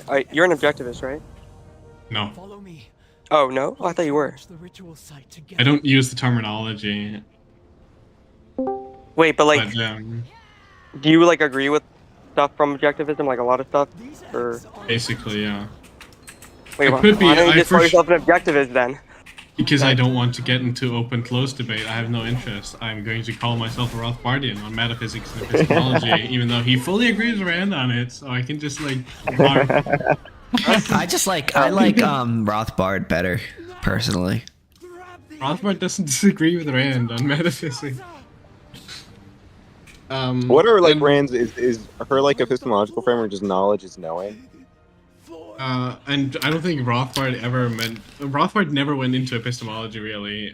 But the only reason why he's not... The reason... Yeah, I know. That's where I was getting at it, right? Oh, my bad. The only reason why Rothbard didn't cite Rand was because they had, like, an internal beef. They had beef with each other, right? So what Rothbard did is he cited, like, Aquinas and Aristotle, which is where Rand got her philosophy from anyway, right? So that's why... Yeah. That's funny. I agree with Liquid Zulu on everything. And, but I think Divinity is like the smartest person I've ever seen debate, at least on TikTok. Divinity is smart, but retarded on politics. But he's really smart on everything else. Wait, isn't he like tapped in with the UFA people? Like on politics? I'm not sure. I meant like as the Randian position on statism and anarchism is brain dead. Who is this now? Divinity? Hold on tight, if you can. He's White basically the pervert bastard. objectivist Eagle fan. That's funny. The tenders alerted me as soon as a caravan of eggs went missing. But to hear what happened to them. I can never What do you trust guys a think state. about this Iran shit? I don't like war, personally. Iran? I mean, I don't care when a leader of a government gets killed. Like, I don't feel bad for them personally, but I don't like war. Hey, by the way, Cameron, this doc you sent me, this system, the CAPS thing, right?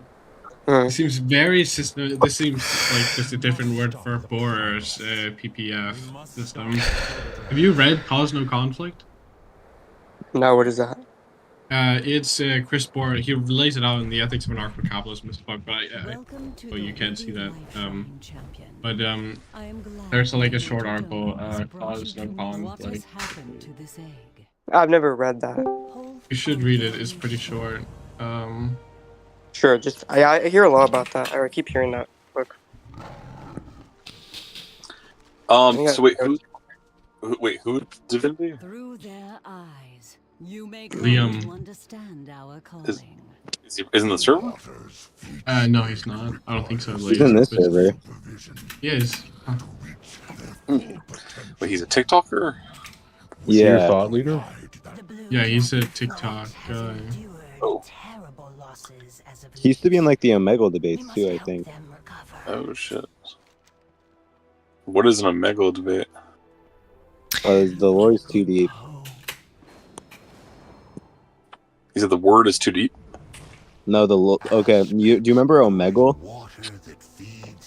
No. It's like the video chat site where you get like randomly connected with people. Oh, like where girls are playing with their pussies and so forth? Yeah, exactly. So there used to be like a big debate community on Omegle, and that's where like all of the TikTok. That's where like the TikTok debate community got its genesis. I don't know. I'm from like Pal Talk and stuff. Like then that seems to be like a precursor, or like that serves as like the preamble for most of this. Like I was like hanging out with like Darth Dawkins like 14 years ago. Darth Dawkins was around 14 years ago. Yeah, I sent you in chat, Cameron. That guy's like 60 years old, bro. Yeah, Jack Angstreich, Joseph Sunseed, all those guys were around like, I think Jack Angstreich has been debating for almost like 22 years. On the fucking internet, bro. I thought Darth Dawkins was just a fucking retarded old dude who popped out on TikTok one day. That's crazy. On TikTok? Are you serious? No, dude, he's been around. That guy runs fucking TikTok lives now. Dude, there are YouTube archives of him going back like 17 years. Holy shit. He's not an idiot. He's anything but an Anyways, idiot. guys, I'm heading to bed, so hope you guys have a good night. It was good talk. I mean, Darth Dawkins